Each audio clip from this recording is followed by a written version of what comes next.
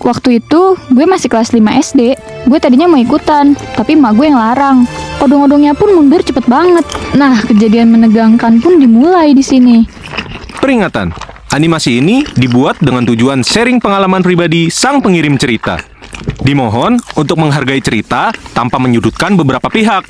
Selamat menonton. Hai, kenalin. Gue Pika. Gue tinggal di Sambas, Kalimantan Barat. Dan sekarang kelas 8 SMP. Kali ini gue mau cerita tentang kejadian pas gue kecelakaan 3 tahun lalu saat wisata ke gunung.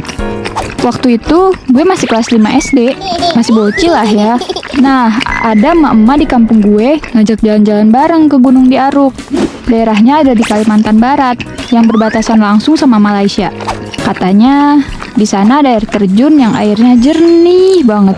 Jadi kita mau mampir ke sana. Sekalian ke perbatasan biar dapat pengalaman seru ya kan. 2 hari sebelumnya gue udah nyiapin handuk, barang-barang buat perjalanan, dan bawa bekal buat nyemil di mobil. Syok-syoknya, yang gue naikin mobilnya ternyata bukan sedan, truk, atau bus cuy, tapi naik odong-odong. Jadi odong-odong ini ternyata punya si emak yang ngajakin tadi, dan suaminya supir odong-odong yang juga nyetirin kita ke sana. Bisa bayangin gak lu, jalan-jalan naik odong-odong. Hari H pun tiba, dan gue bareng temen-temen gue, ada Meisha dan Yuna, beserta emak-emaknya juga. Karena gue sama temen-temen dan emaknya udah akrab dan bestie abis dah pokoknya. Gue ngumpul di rumah orang yang punya odong-odong itu, beserta emak lainnya. Bawaan gue saat itu banyak banget, kayak orang abis diusir dah. Kita naik ke odong-odong, yang udah penuh sesak dengan emak-emak dan barang-barang. Perjalanan ke lokasi tujuan ternyata makan waktu beberapa jam. Dan kita bayar 50.000 per orang, karena perjalanannya jauh banget. Kan badan gue masih segede botol Yakult ya. Jadi biar minim ongkos, akhirnya gue dipangku lah sama nyokap. Dan Meisha juga dipangku emaknya, bukan emak gue ya. Kenapa jadi pangku-pangkuan dah kayak kue lapis. Oke, back to the topic. Walaupun penuh sesak karena emak-emak gede kayak Candi Borobudur, terus panas, tapi gue tetap semangat sambil bercanda dan nyanyi-nyanyi lagu yang diputar sama supir. Setelah perjalanan panjang dan penuh nyanyian biduan yang disetel, akhirnya kita sampai di Sajingan. Gue takjub banget sama pemandangannya, yang sangat wadidaw awu-awu ini. Sepadan lah ya sama perjalanannya. Kita semua memutuskan buat istirahat ke rumah saudara dari emak yang ngatur perjalanan ini. Pegel juga cuy pantat gue kena tulang paha emak gue. Sebagian mama tidur, sementara kita anak-anaknya makan dan jalan-jalan di dekat situ karena pemandangannya lumayan bagus. Rumahnya tuh ada di dekat gunung. Kita naik ke bukit di belakang rumah. Dari atas, kita bisa ngeliat pemandangan jalan raya dari jauh. Kebayang kan betapa indahnya pemandangan ini. Udah kayak di film-film deh. Nah, kita dipanggil sama emak kita buat turun dan melanjutkan perjalanan ini. Di sepanjang perjalanan, kita nyanyi-nyanyi bareng dan nyemil gitu. Terus odong-odong mulai menaiki jalan pegunungan yang terjal dan curam. Temen-temen gue nyanyi-nyanyi sambil ngeluarin sebagian tangannya gitu keluar. Gue tadinya mau ikutan, tapi emak gue yang larang. Katanya bahaya. Jadi gue nurut aja deh, gak jadi ikut-ikutan. Gue yang tadinya masih seneng-seneng, tiba-tiba mulai ngerasa gak nyaman. Jadi itu dulunya gunung, tapi dibelah 2. Dan sekarang jadi jalan raya yang sangat curam.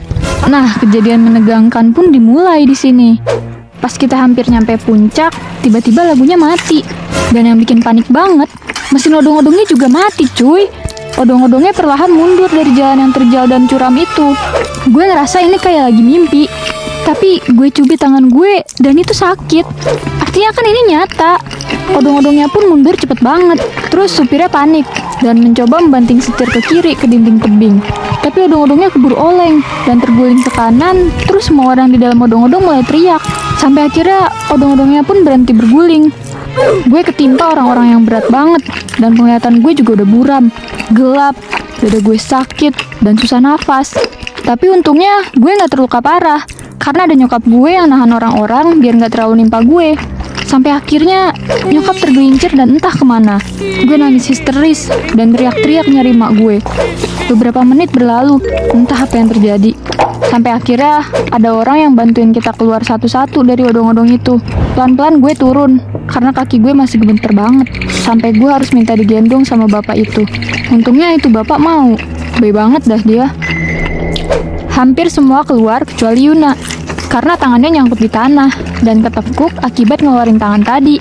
Gue bersyukur banget karena masih hidup dan nurut perkataan emak gue supaya nggak ngeluarin tangan tadi. Yuna akhirnya keluar.